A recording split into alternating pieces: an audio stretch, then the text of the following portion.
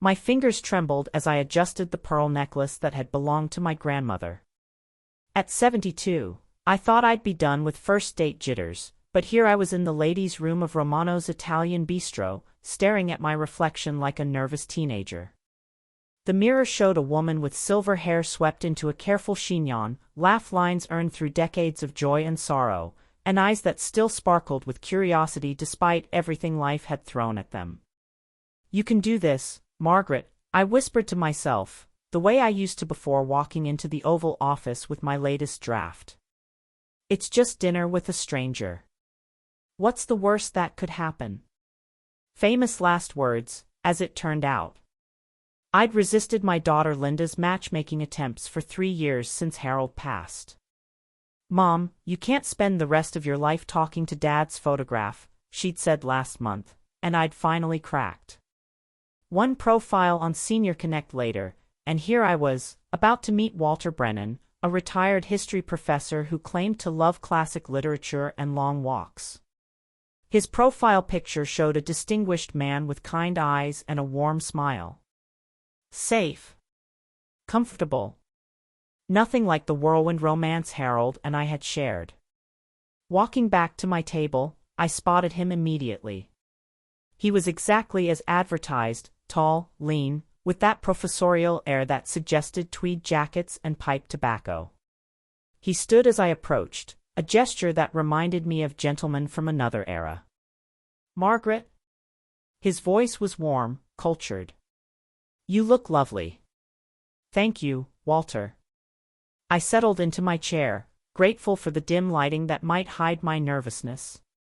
"I hope you haven't been waiting long." "Just arrived myself." He unfolded his napkin with precise movements. "I have to admit, this is my first venture into online dating. My late wife would have found it amusing. She always said I was hopeless with technology." The waiter appeared, and we ordered wine, a nice Chianti that Walter selected with the confidence of someone who knew his vintages. As we waited for our meals, the conversation flowed more easily than I'd expected. He spoke passionately about his years teaching American history at Georgetown, his love for his grandchildren, his recent struggle with a vegetable garden that refused to cooperate. "What about you?" he asked, cutting into his chicken parmigiana. "Linda mentioned you were a writer, but she was vague about the details." This was always the tricky part. How do you explain a career that officially doesn't exist? "I worked in government communications for many years," I said carefully, the same deflection I'd perfected over 5 decades. "Oh, like press releases and such?" I took a sip of wine, feeling the familiar weight of secrets I'd carried since 1973. "Something like that." But Walter had the persistence of a good teacher. "You know, I've always been fascinated by political rhetoric. The way words can shape history. Take inaugural addresses, for instance. Every president since Washington has used that moment to define their vision for America. I've taught courses on presidential rhetoric. Some of those speeches." He paused, fork halfway to his mouth. "Well, let's just say some were more inspired than others." Something about his passion, the way his eyes lit up when he talked about the power of words, made me want to trust him. Maybe it was the wine, or maybe it was the loneliness I'd been carrying since Harold died, but I found myself leaning forward. "What if I told you," I said, lowering my voice, "that I wrote every U.S. president's inaugural speech?" Walter laughed, a rich, delighted sound that made other diners turn our way. "Every single one?" "My dear Margaret, that would make you well over 200 years old. Though I must say, you're remarkably well preserved." I couldn't help but smile at his teasing. "I mean from Nixon onward. Every inaugural address since 1973 has had my fingerprints on it, so to speak." His laughter died as he studied my face. "You're serious?" "Completely." I reached into my purse and pulled out my phone, scrolling to a contact I hadn't called in months. "Would you like me to prove it?" Before he could answer, I was dialing. It rang twice before a familiar voice answered. "Margaret?" Is everything all right? It's been months since. David, I'm fine. Listen, I need a favor. I'm having dinner with someone, and I may have revealed more than I should have about our work together. Could you say no more? Put him on. I handed the phone to Walter, whose expression had shifted from amused skepticism to something approaching shock. Hello, he said tentatively. I watched his face change as the voice on the other end spoke. His eyes widened, his grip on the phone tightened, and he glanced at me with something that might have been awe. Yes, sir, he said finally. No, sir, I understand completely. Thank you for confirming. He handed the phone back to me with shaking hands. Margaret, David's voice crackled through the speaker, you know I can't discuss details, but your dinner companion now understands that your contributions to American presidential rhetoric have been significant. Enjoy your evening. The line went dead, and I slipped the phone back into my purse. Walter was staring at me as if I'd just revealed I was secretly a superhero. That was David Chen, he said slowly. Director of Presidential Communications. I recognized his voice from news conferences. We've worked together for nearly 20 years, I said simply. Walter set down his fork and leaned back in his chair. You wrote Biden's inaugural. And Trump's. And Obama's. Both of them. And Bush, and Clinton, and Bush Sr., and Reagan, and Carter, and Ford, and Nixon's second. I counted them off on my fingers like a grocery list. 47 years of inaugural addresses. Some were easier than others. But how? I mean, the different political parties, the different ideologies. He ran a hand through his hair. How does one person write for such different presidents? I smiled, remembering the young woman I'd been when I first walked into the White House, fresh out of Columbia's journalism program with dreams of changing the world one word at a time. You learn to listen.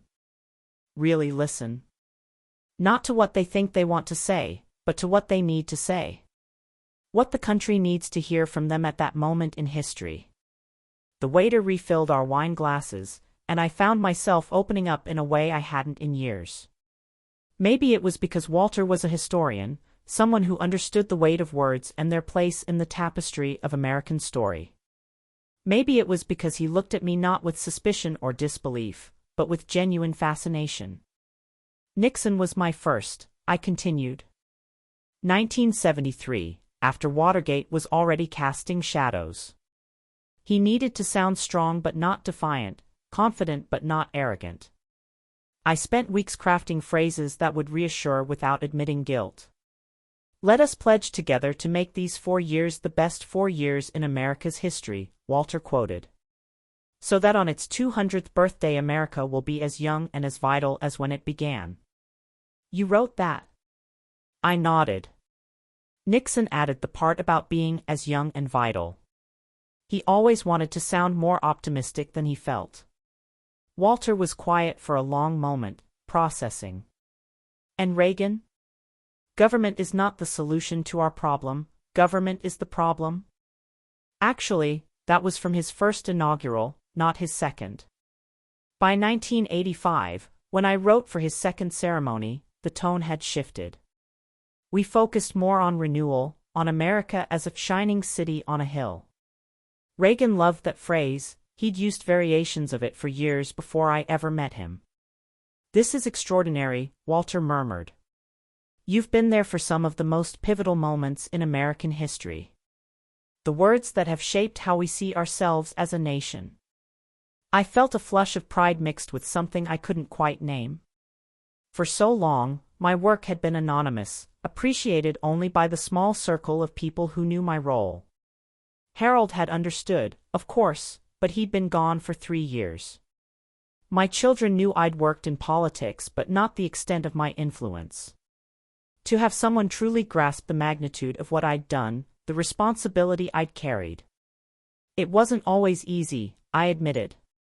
Writing Obama's first inaugural while the country was in the middle of the worst economic crisis since the Depression, that kept me up for weeks.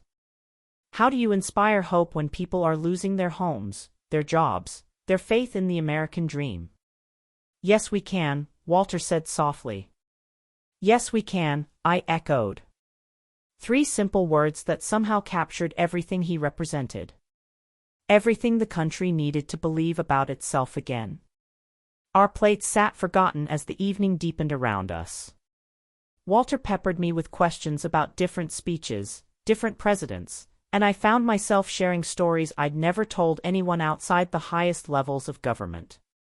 The way Carter would pace while I read drafts aloud. How Reagan's team would argue over every semicolon.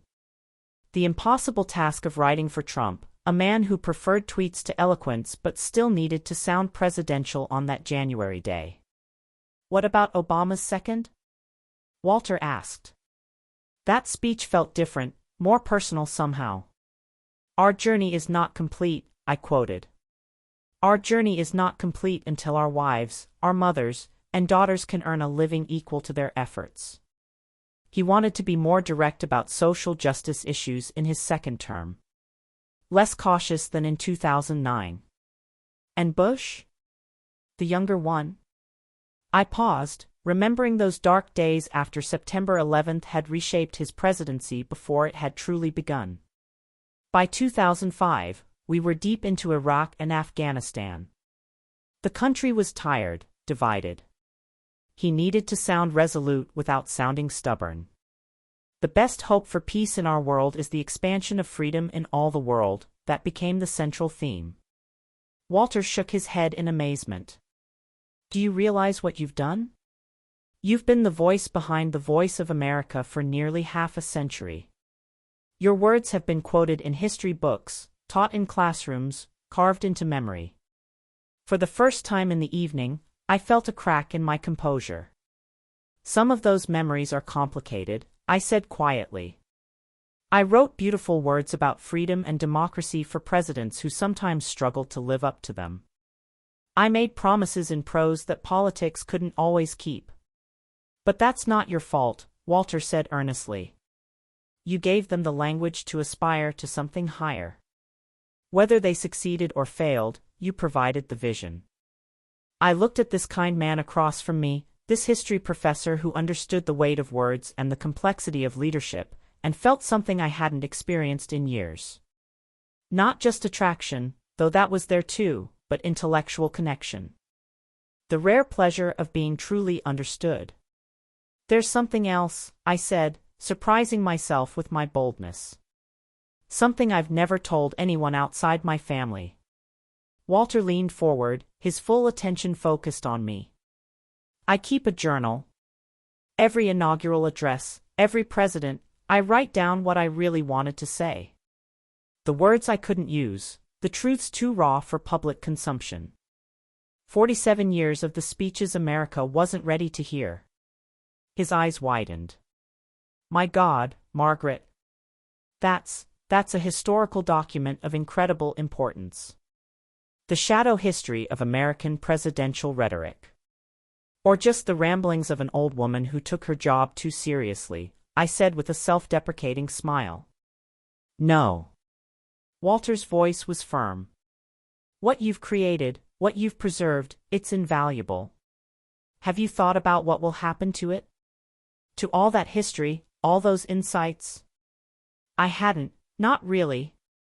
The journal lived in my safe at home, along with my will and other important papers.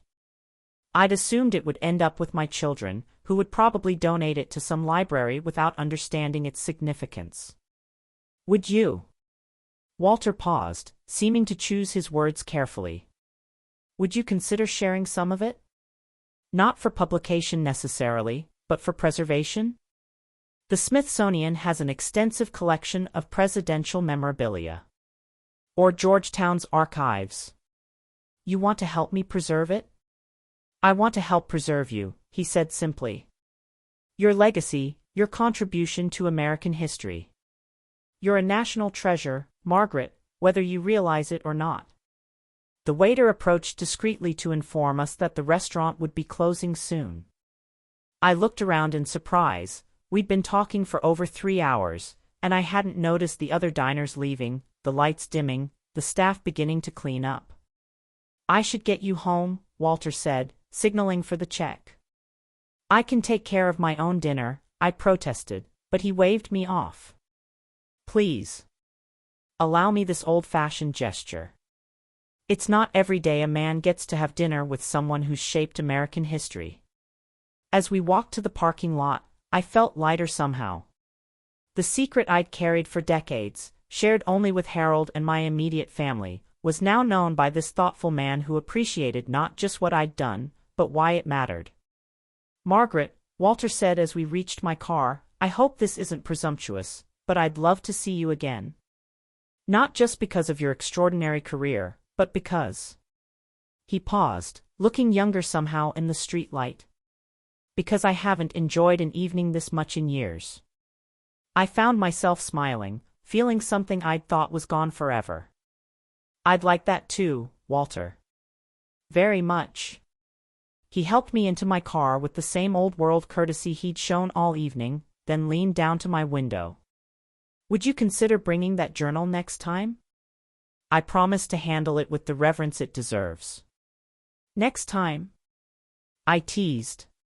"Oh, there will definitely be a next time," he said with a confidence that made my heart skip. "A woman who's written the words that defined America for half a century, I'm not letting you get away that easily." As I drove home through the quiet suburban streets, I caught myself humming an old song Harold used to love. For the first time since his funeral, the house wouldn't feel empty when I walked through the door. I had stories to tell, memories to share, and maybe, just maybe, new memories to make. The journal could wait until next time. Tonight had been revelation enough. The next morning brought coffee, sunshine streaming through my kitchen windows, and the pleasant shock of a text message from Walter. "Thank you for an unforgettable evening. Would you be free for lunch tomorrow? I have something I'd like to show you. W." I found myself staring at the message, feeling giddy in a way that would have embarrassed me yesterday. At my age, getting butterflies over a text from a man seemed ridiculous, yet here I was, reading it 3 times and smiling like a schoolgirl. My daughter Linda called while I was still composing my reply. "Mom? How was your date? I've been dying to know since yesterday." "It was enlightening," I said carefully. "Enlightening? That's not exactly the ringing endorsement I was hoping for. Was he boring? Rude? Did he spend the whole evening talking about his ex-wife?" I laughed. "No, nothing like that. Walter is lovely. Intelligent, funny, genuine. We talked for hours." "That's wonderful. Are you going to see him again?" I looked at Walter's text message, still glowing on my phone screen. "I think so." "Mom, you sound different. Happier? I haven't heard that tone in your voice since before Dad died." The observation caught me off guard. I hadn't realized I'd been carrying my grief so obviously, like a coat I'd forgotten I was wearing. "I suppose I am happier.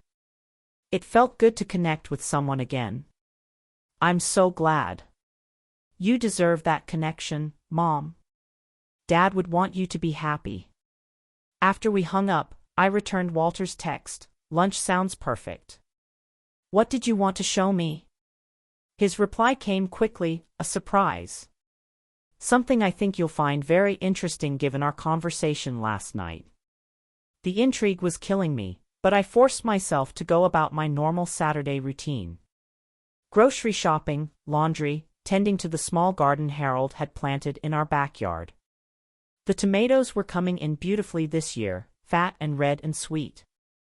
I picked several for a salad, thinking I might make dinner for Walter sometime soon. The thought surprised me. I hadn't cooked for anyone but myself in 3 years.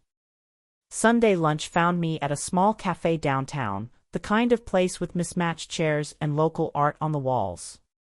Walter was already there when I arrived, looking distinguished in a navy blazer and carrying a leather portfolio that immediately caught my attention.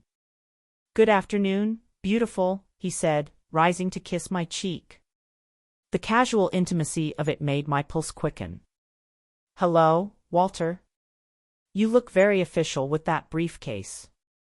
"Portfolio," he corrected with a grin. "And it contains something I hope will interest you." We ordered soup and sandwiches, simple fare that wouldn't distract from whatever revelation Walter had planned. Once the waitress left, he opened the portfolio with the reverence of someone handling precious artifacts. "After our dinner Friday night, I couldn't stop thinking about what you'd told me. Your role in presidential history, the speeches you'd crafted, the journal you've kept. So I did a little research." He pulled out a thick folder filled with what looked like photographs and documents. "Georgetown's archive has an extensive collection of presidential memorabilia, including speech drafts. I have access as a professor emeritus, so I spent yesterday morning digging through their files." My heart began to race as he laid out several photographs of typed pages, covered with handwritten notes and corrections. I recognized them immediately. "These are from Carter's inaugural," Walter said softly. "The original drafts, with handwritten edits. The handwriting isn't Carter's, it's too neat, too feminine. And look at this notation in the margin." He pointed to a small mark I'd forgotten I used to make, a tiny star next to passages I was particularly proud of. My signature, in a way, though I'd never thought anyone would notice. "You found them," I whispered. "I found your fingerprints all over American presidential history," he said.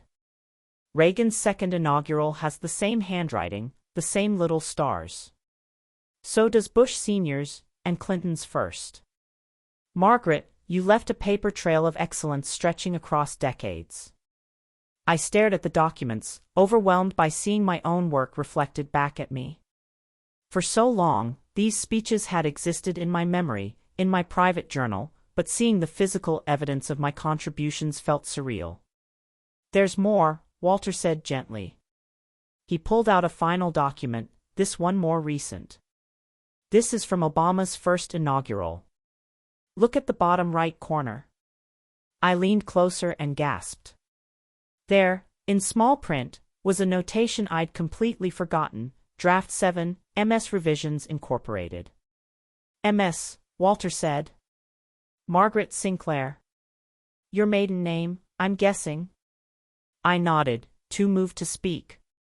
Margaret Sinclair was the young woman who'd first walked into the White House, full of idealism and the belief that words could change the world.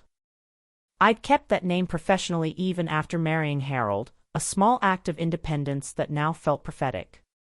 "Walter, how did you?" 47 years in academia teaches you how to research," he said with a smile. "But more than that, it teaches you to recognize genius when you see it. And what you've accomplished, Margaret, is genius." Our food arrived, but I barely touched my soup. I was too busy studying the documents Walter had found, marveling at the physical evidence of a career I'd thought was invisible to history. "The archive curator was fascinated when I told her about your role," Walter continued. "Of course, I was discreet. I said I was researching the collaborative process of presidential speechwriting. But she mentioned that they've been looking for someone to help catalog their presidential rhetoric collection. Someone with intimate knowledge of the process." "Are you offering me a job, Walter Brennan?" I asked with amusement. "I'm offering you recognition. The chance to step out of the shadows, if you want to. To be acknowledged for what you've given this country." The idea was terrifying and exhilarating in equal measure. For nearly 5 decades, anonymity had been protection. It had allowed me to work across party lines, to serve different presidents without becoming a political target myself. But now, in the twilight of my career, the prospect of finally receiving credit for my contributions was deeply appealing. "I'd need to think about it," I said. "There are security considerations, confidentiality agreements." "Of course. But Margaret, you're 72 years old. How much longer can the government reasonably expect you to maintain absolute secrecy? Especially when your work deserves to be studied, preserved, celebrated. He was right, of course. The presidents I'd served were mostly out of office now. The specific details that had once been state secrets were becoming historical footnotes. Maybe it was time to emerge from the shadows. Tell me about this curator, I said. Walter's face lit up. Her name is Dr. Sarah Chen, coincidentally, David Chen's daughter. She's a brilliant archivist with a PhD in American political history. When I mentioned your name, very carefully, very hypothetically, she practically vibrated with excitement. You told her about me? I told her I'd met someone who claimed to have extensive inside knowledge of presidential speechwriting across multiple administrations. She immediately wanted to know if this theoretical person might be willing to consult on their collection. I laughed despite myself. Theoretical person?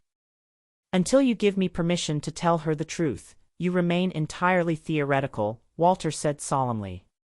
Though I should mention she's offering a substantial consulting fee for the right expert. I don't need the money, I said automatically. It's not about money. It's about respect.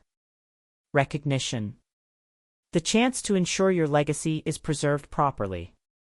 I looked at this wonderful man who'd appeared in my life just days ago and somehow understood not just what I'd accomplished, but what I needed. Not romance, exactly, though that was certainly developing. What I needed was to be seen, to be valued, to matter in a way that went beyond my role as widow or mother or grandmother. What would it involve? Walter leaned forward eagerly. Initially, just consultation.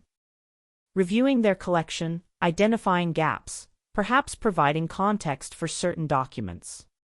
But if you were interested, it could grow into something more significant. Lectures, perhaps. A memoir. Your journal could become the cornerstone of a major exhibition on presidential rhetoric. The possibilities were dizzying. After decades of working in secret, the chance to finally discuss my role openly was almost overwhelming. I have conditions, I said finally. Name them. First, nothing happens without clearance from David Chen and the appropriate security officials. I won't compromise national security or violate my oath, even for recognition. Absolutely. Second, I want time to discuss this with my family. They deserve to know what I'm considering before the world finds out. Of course. And third.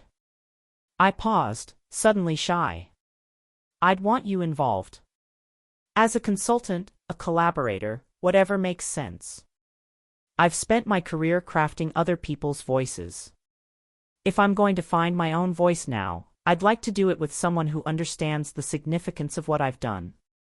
Walter reached across the table and took my hand. Margaret, nothing would make me happier. We could be partners in preserving this incredible piece of American history.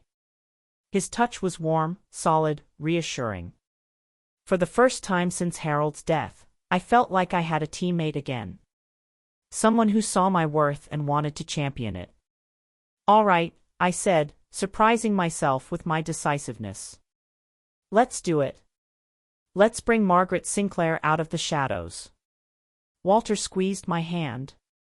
The world is going to be amazed by what you've accomplished. We'll see, I said, but I was smiling. For the first time in years, I was excited about the future rather than just grateful for the past. As we left the cafe, Walter's arm linked companionably through mine. I caught a glimpse of us in the restaurant window. Two older people walking together, looking like they belonged that way. It was a good look, I decided. A very good look indeed. The drive home gave me time to think about what I'd committed to, and by the time I pulled into my driveway, excitement had given way to nervous energy. I was actually going to do this, step into the light after nearly 50 years in the shadows. My house felt different as I walked through the familiar rooms, as if it too was preparing for change. I went straight to my bedroom and opened the safe where I kept my most important documents. There, beside my will and insurance papers, sat the leather-bound journal that contained 5 decades of presidential secrets. I pulled it out and held it in my hands, feeling its weight. Every page represented hours of thought, days of crafting words that would shape American history. Every entry was a piece of my heart, my mind, my soul poured onto paper. Opening to the first entry, Nixon, 1973, I read my own words from nearly 50 years ago. Today I wrote my first inaugural address for a sitting president. Nixon wants to sound confident, but I can see the worry in his eyes. Watergate hasn't broken yet, not completely, but the cracks are showing. I gave him words about renewal and hope, but I wonder if he believes them any more than I do. What I wanted to write, my fellow Americans, we are about to enter one of the darkest chapters in our nation's history, but we will survive it because we always do.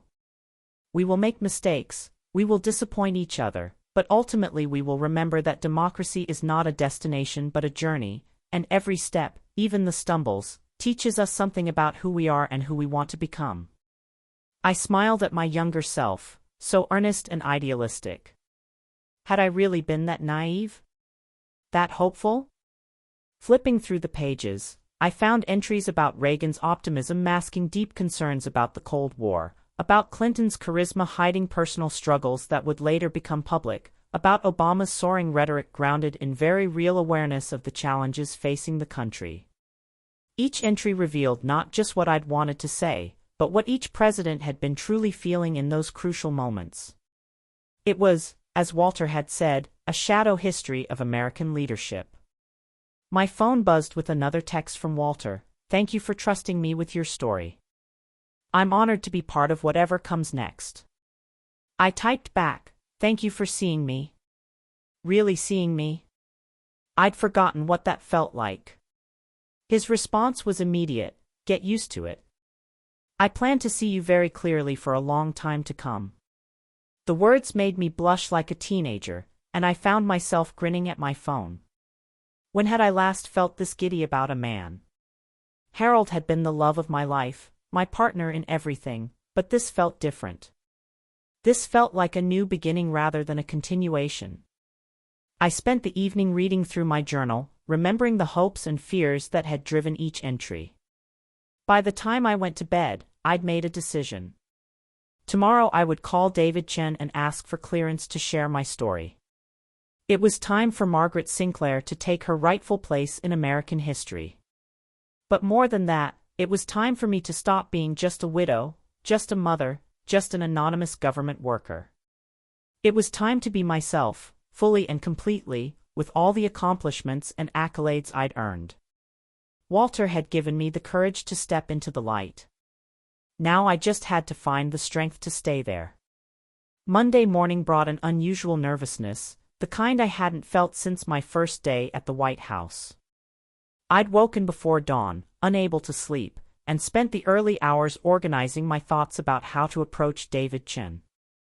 By 8 a.m., I was sitting in my kitchen with coffee and my phone, staring at his contact information like it might bite me.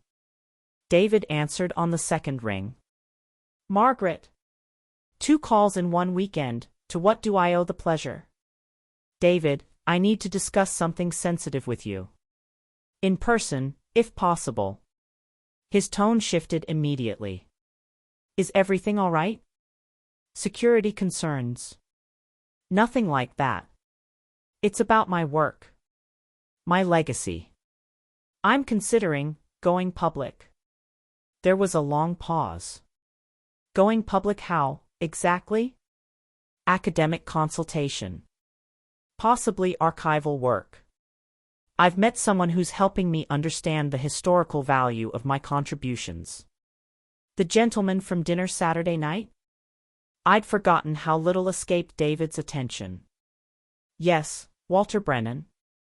He's a retired history professor from Georgetown, and he's shown me that my work is documented in ways I never realized.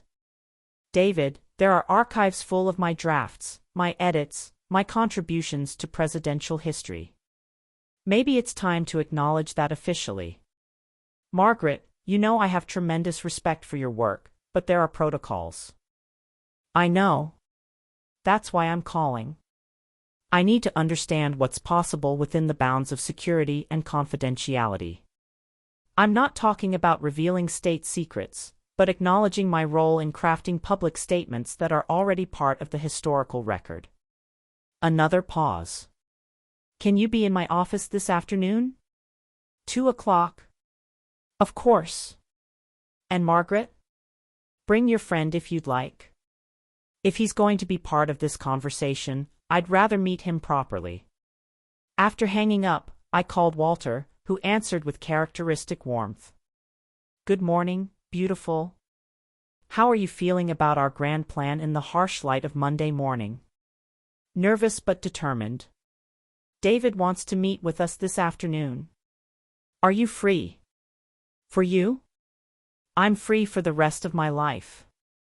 The comment was casual, almost throwaway, but it made my heart skip. Walter Brennan, are you flirting with me? Shamelessly. Is it working? I found myself laughing, feeling lighter than I had in months. Maybe a little. We arranged to meet for lunch before the appointment, and I spent the morning preparing what felt like a case for my own defense. I gathered documentation of my employment, copies of security clearances, and samples of my published work from before I joined the government. If I was going to make an argument for going public, I wanted to be thorough. Walter was waiting when I arrived at the small restaurant near David's office, looking professorial in a sport coat and tie. He stood to greet me with a kiss on the cheek that felt natural, comfortable. Ready for this? He asked as we sat down. I keep thinking about something you said yesterday, about how long the government can reasonably expect me to maintain secrecy. I'm 72 years old, Walter. How many more years do I have to make a meaningful contribution to preserving this history? Exactly. You're not asking to reveal classified information. You're asking to be credited for work that's already public. We ate quickly, both too nervous to have much appetite. The walk to David's office took us through downtown D.C., past familiar government buildings where I'd spent so much of my career. Strange to think that after today, my relationship with this city might change forever.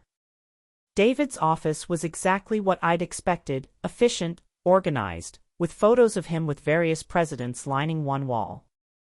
He greeted us both warmly, but I could see him studying Walter with the practiced eye of someone accustomed to evaluating people quickly. Professor Brennan, David said, shaking Walter's hand. I understand you're the one who's convinced our Margaret to step into the spotlight. I'm the one who helped her realize she deserves to be in the spotlight, Walter replied diplomatically. David gestured for us to sit, then settled behind his desk with the air of someone about to conduct a formal interview. Margaret, before we discuss possibilities, I need to understand exactly what you're proposing. I'd rehearsed this, but facing David across his imposing desk, my prepared words felt inadequate. I want to be acknowledged for my contributions to presidential rhetoric. Not the classified aspects, but the public speeches that are already part of history. I want to work with archivists and historians to preserve and contextualize that work. And Professor Brennan's role would be? Academic consultation and collaboration, Walter said. I have connections at Georgetown and other institutions. My background is in American political history, with a specialty in presidential rhetoric. I'd help ensure Margaret's contributions are presented in proper historical context. David nodded thoughtfully. What specific work are we talking about revealing? Inaugural addresses from Nixon's second term through Biden, I said. The drafting process, collaborative elements, historical context. Nothing that wasn't ultimately delivered publicly. State of the Union addresses? I hesitated. Selected portions, perhaps. The process rather than specific content. And you understand that any public acknowledgement would need to be cleared through multiple departments? This isn't just my decision to make. Of course. I'm not asking you to authorize anything today. I'm asking you to help me understand what might be possible. David leaned back in his chair, studying both of us.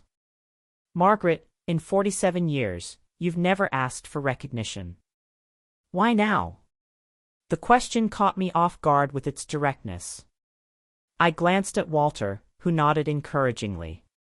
Because I'm running out of time, I said simply.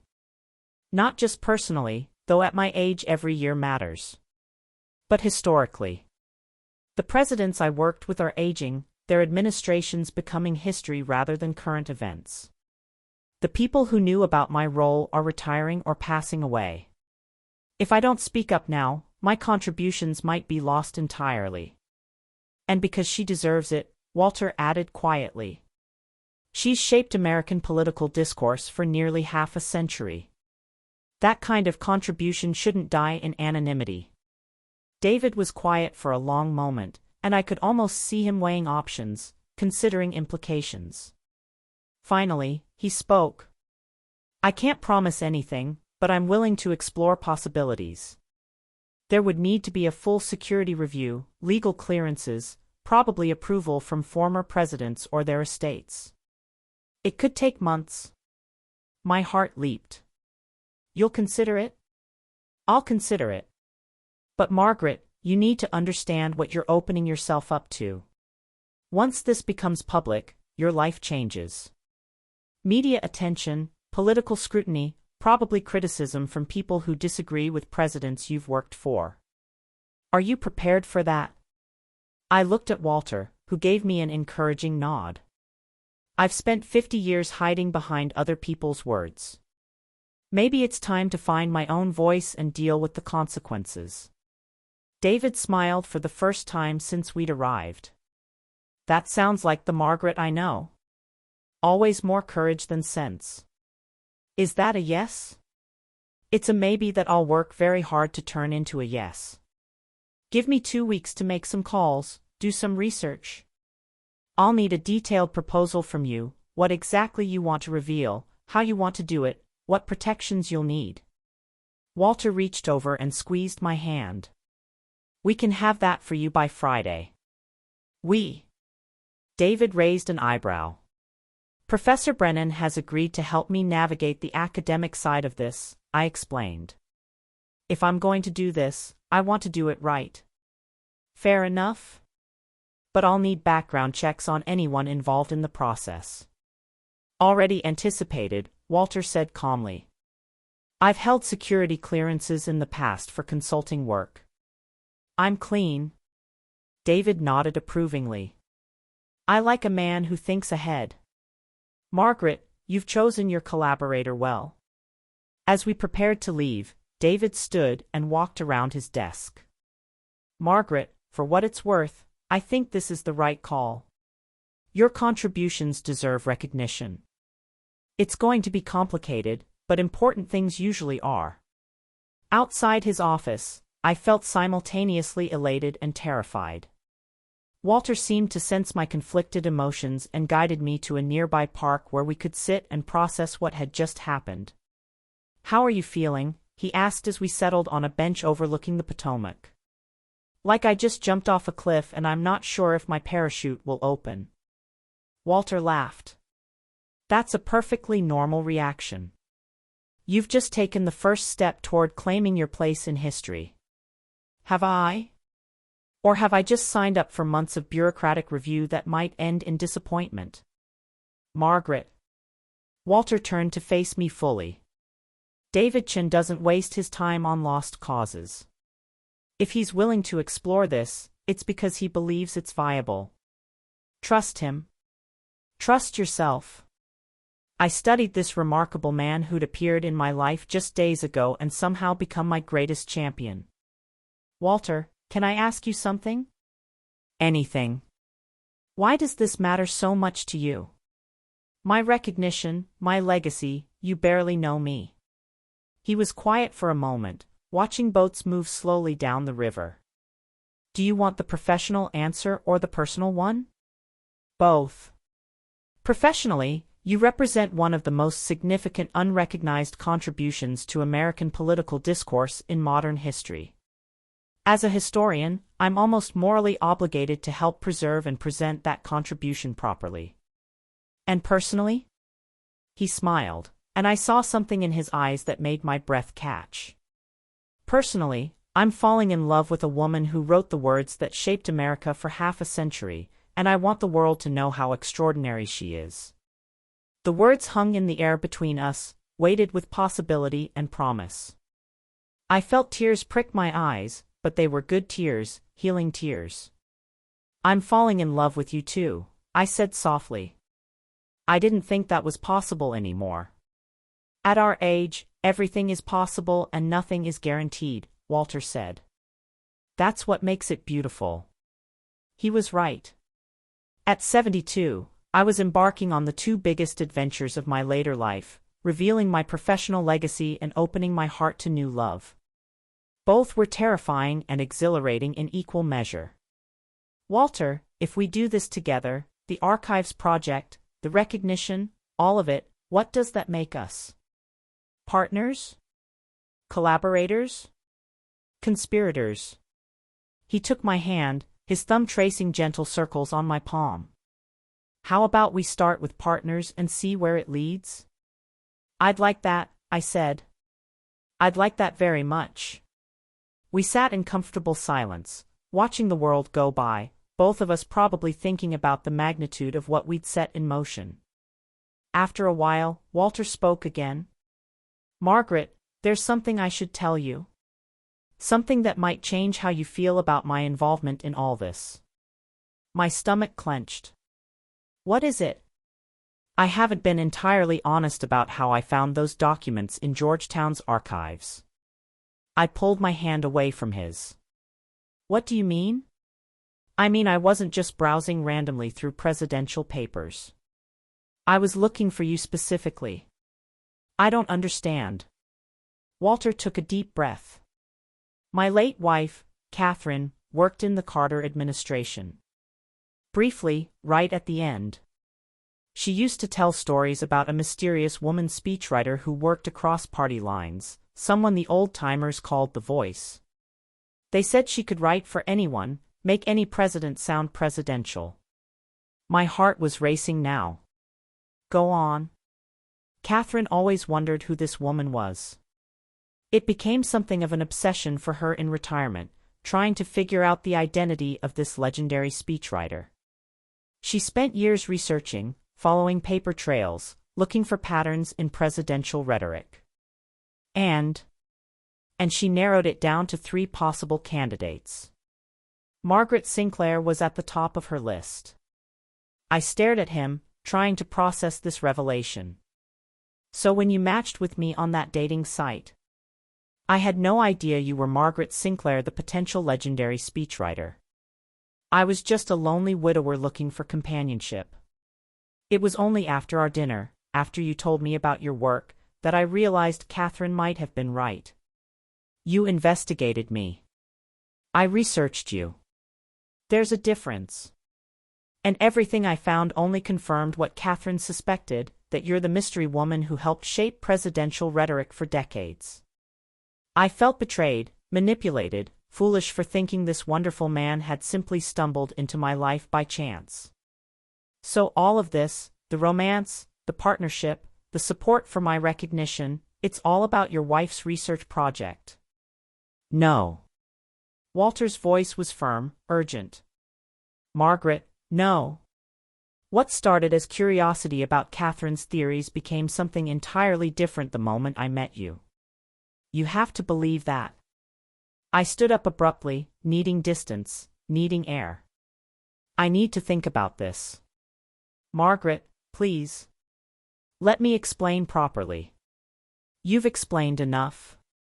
I was already walking away, my mind reeling with the implications of what he'd told me. Had any of it been real? The connection, the attraction, the support for my career? Margaret! Walter called after me, but I didn't turn around. I drove home in a daze, feeling like a fool. Of course it had been too good to be true. Of course the first man I'd been interested in since Harold's death had ulterior motives. I'd been so starved for recognition, so grateful for someone who understood my work, that I'd missed all the warning signs.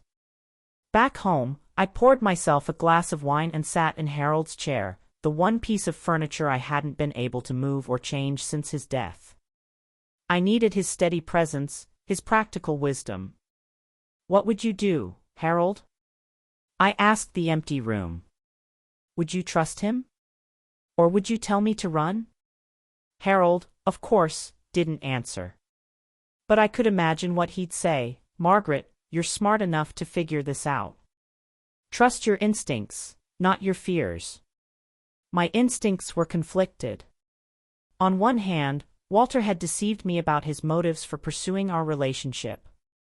On the other hand, his support for my recognition had seemed genuine, his romantic interest authentic.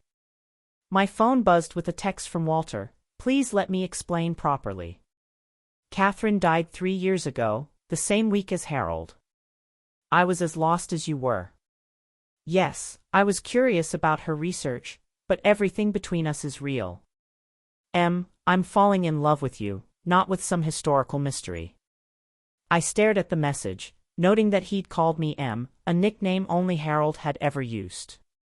Was it coincidence, or had Walter researched that detail too? Another text arrived. "I should have told you about Catherine's research from the beginning. I was afraid you'd think I was only interested in your professional identity. But Margaret, I would be falling for you if you'd spent your career as a librarian or a teacher or anything else. Your work is remarkable, but you are extraordinary." A third message. "I'm going home now. But I'm not giving up on us. What we have is too important, too real. I'll prove it to you if you let me." I set the phone aside and tried to think clearly. Walter had omitted important information, but he hadn't actually lied about anything. His wife had suspected my identity, and he'd confirmed it after our dinner. The timeline made sense, and his emotional reactions had seemed genuine. More importantly, he'd encouraged me to step forward with my story before he'd confirmed his wife's suspicions. His first instinct had been to champion my recognition, not to exploit it for personal gain. Maybe Harold was right. Maybe I was smart enough to figure this out, but I was letting fear cloud my judgment. I picked up my phone and called Walter. He answered immediately. "Margaret? Come over," I said simply. "We need to talk properly." "I'll be right there." 20 minutes later, I opened my door to find Walter standing on my porch with a bouquet of daisies, simple, unpretentious flowers that somehow felt exactly right. "Peace offering," he said tentatively. "Come in." I led him to the living room, gesturing for him to sit on the couch while I took Harold's chair. The positioning felt significant. I needed the emotional strength Harold's presence gave me. "Tell me about Catherine," I said without preamble. Walter set the flowers on the coffee table and settled back, looking older somehow than he had that morning. Catherine was brilliant, ambitious, passionate about politics and history. She worked for Carter's domestic policy team for the last 6 months of his administration. Nothing glamorous, mostly research and analysis, but she loved being close to the center of power. How did she hear about me? There was an older woman in the communications office, someone who'd been there since the Nixon years.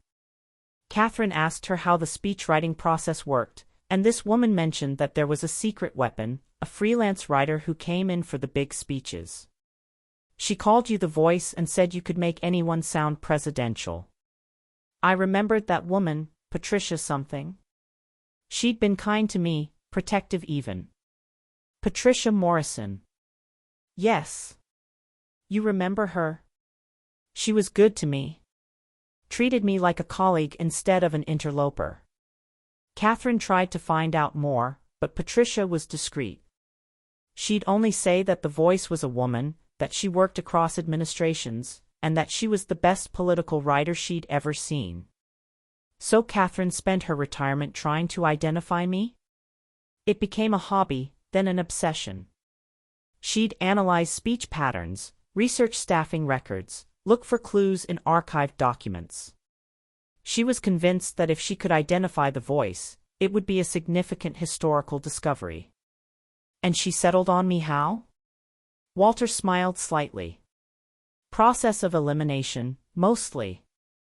She identified women who worked in government communications during the relevant time frame, then cross-referenced their employment with speech patterns and historical records. You were the only candidate who fit all the criteria. But she never confirmed it? She died before she could. Cancer, diagnosed and gone within 6 months. Her research was just notes and theories when she passed. I studied Walter's face, looking for signs of deception. I saw grief, regret, and something that looked like love, but no dishonesty. Why didn't you tell me about this from the beginning? Because I was afraid you'd think I was using you. That my interest was academic rather than personal. He leaned forward, his expression earnest. Margaret, I matched with you on that dating site because I was lonely and your profile made me smile. I had no idea you were Margaret Sinclair until you told me at dinner. But you must have suspected something when I mentioned writing for presidents. Honestly? My first thought was that you were either delusional or lying. The idea that I'd stumbled across Catherine's mysterious speechwriter by pure chance seemed impossible. I laughed despite myself. So when I proved it with David's phone call, I was stunned. And then I was torn between honoring Catherine's memory by pursuing her research and protecting what was developing between us. What is developing between us, Walter? He met my eyes directly. Something I never expected to find again. Love, companionship, intellectual partnership. The chance to build something meaningful in whatever time we have left. And the speechwriter thing? Is fascinating and important, but secondary to how I feel about you. He paused. Margaret, if you decided tomorrow that you didn't want to pursue recognition for your work, I'd be disappointed for history's sake, but it wouldn't change how I feel about you. I believed him. More than that, I realized I wanted to believe him, which felt equally important. Walter, I need you to promise me something. Anything. No more secrets. No more omissions. If we're going to do this, the relationship, the professional collaboration, any of it, we have to be completely honest with each other. Agreed. Complete honesty from here forward. And I need to know that your feelings for me aren't influenced by your wife's research or your academic interests. Walter stood up and moved to kneel beside my chair, taking my hands in his. Margaret, let me be as clear as I can be. I am falling in love with a woman who makes me laugh, who challenges me intellectually, who carries herself with grace and dignity. I'm falling in love with someone who's lived through loss and found the courage to try again. The fact that you also happen to be one of the most influential political writers of the modern era is remarkable, but it's not why I love you. You love me? I'm getting there, yes. Are you getting there too? I looked into his kind, honest eyes and felt the last of my resistance crumble. Yes, I think I am. Walter smiled and leaned forward to kiss me, gently, tenderly, with all the promise of what might be possible between us.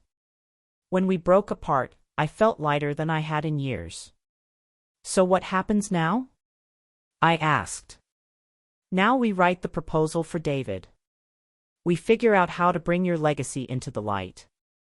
And we see where this thing between us leads. In that order? In whatever order feels right, Walter said, settling back on the couch. We have time to figure it all out. Time. Such a precious commodity at our age, and yet suddenly I felt like we had all the time in the world. 3 weeks later, I found myself standing in front of a mirror in my bedroom, adjusting a navy blue suit that I hadn't worn since Harold's funeral. Today was the day, my first official interview about my role in presidential speechwriting, scheduled to take place at Georgetown University with Dr. Sarah Chen and a small committee of historians and archivists. David's security review had come back with conditional approval, meaning I could discuss my work on inaugural addresses and selected public speeches, but nothing classified or confidential. It was a narrow window, but it was enough to begin establishing my historical record. Walter appeared in the doorway, looking distinguished in a charcoal suit and tie. "You look beautiful," he said. "And nervous." "Terrified," I corrected. "I've spent 50 years hiding behind other people's words. I'm not sure I remember how to speak for myself." He crossed the room and took my hands, steadying me with his calm presence. "You speak for yourself beautifully. Just be honest about your experiences, your process, your feelings about the work. Let your passion show. What if they don't believe me? What if they think I'm some delusional old woman claiming credit for things I didn't do? Then they'll ask for verification, which we have. And they'll be convinced by your knowledge and insight, which are unmistakable." I nodded, trying to calm my racing heart. "Will you stay with me? Every minute you want me there?" The drive to Georgetown was quiet, both of us lost in our thoughts. I watched familiar DC landmarks pass by, thinking about all the history I'd helped shape in this city. Today felt like a culmination of that history, the moment when Margaret Sinclair finally stepped out of the shadows. Dr. Sarah Chen met us in the lobby of the Lauinger Library, and I was immediately struck by her warmth and professionalism. She was younger than I'd expected, probably in her 40s, with an energy that reminded me of my younger self. "Miss Sinclair," she said, shaking my hand firmly. "It's an honor to meet you. Your work has shaped how Americans see themselves for decades." "Thank you. And please, call me Margaret." "Margaret." "I'm Sarah. And I have to tell you, when Professor Brennan first approached me about your potential involvement with our archives, I could barely contain my excitement." She led us through the library to a conference room where 3 other people were waiting, 2 historians and an archivist, all of whom stood as we entered. The formal setting made my palms sweat, but their warm greetings helped ease my nerves. "Before we begin," Sarah said as we settled around the table, "I want to assure you that this conversation is completely confidential. Nothing we discuss will be released publicly without your explicit permission." I appreciated the consideration, but after weeks of preparation, I was ready to speak. "I understand. I'm here because I believe my story is worth preserving." "We agree," said Dr. Richards, one of the historians. "The collaborative nature of presidential speechwriting is often overlooked in historical analysis. Your perspective could reshape how we understand political rhetoric in the modern era." Sarah opened a folder filled with documents I recognized, copies of speech drafts, handwritten notes, the same materials Walter had shown me weeks earlier. "We'd like to start with your role in the speechwriting process. How did you typically collaborate with different administrations?" I took a breath and began to speak, finding my voice stronger than I'd expected. "Every president worked differently. Nixon preferred to see multiple drafts, each one refined until we found the right tone. Reagan was more collaborative. He'd sit with me and talk through his vision, then trust me to find the words that matched his natural speaking style." "And the transition between administrations?" asked Dr. Martinez, the other historian. "How did you maintain continuity while adapting to different political philosophies?" "That was the challenge and the beauty of the work," I said, warming to the subject. "My job wasn't to impose my own political views, but to help each president find their authentic voice. Carter needed words that reflected his moral convictions. Reagan needed rhetoric that inspired optimism. Obama needed language that acknowledged complexity while maintaining hope." For the next 2 hours, I found myself opening up about decades of carefully guarded experiences. I talked about the pressure of writing for moments of national crisis, the satisfaction of crafting phrases that resonated with millions, the weight of knowing that my words would be studied and quoted for generations. Walter watched me with obvious pride, occasionally asking clarifying questions that helped draw out important details. His presence was steadying, reminding me that I wasn't alone in this revelation. "Margaret," Sarah said during a brief break, I hope you'll consider allowing us to record some of these sessions. Your insights into the speech writing process are invaluable. I'd be honored, I said, surprised by how much I meant it. When we resumed, Dr. Richards asked the question I'd been both expecting and dreading: what was your most challenging assignment? I was quiet for a moment, thinking about the many difficult speeches I'd crafted over the years. Obama's first inaugural, I said finally. The country was in crisis: economic collapse, 2 wars, deep political divisions. He needed to acknowledge the severity of our problems while inspiring confidence in our ability to overcome them. And he needed to do it as the first African American president, carrying the weight of that historical moment. How did you approach that challenge? I listened to him talk about his vision for America, his understanding of our history, his hope for our future. Then I tried to find words that would honor the magnitude of the moment while remaining true to his voice. I paused, remembering those intense weeks of collaboration. The phrase "yes, we can" actually came from one of our conversations. He was talking about the audacity of hope, and I suggested that we needed language that was both simple and profound.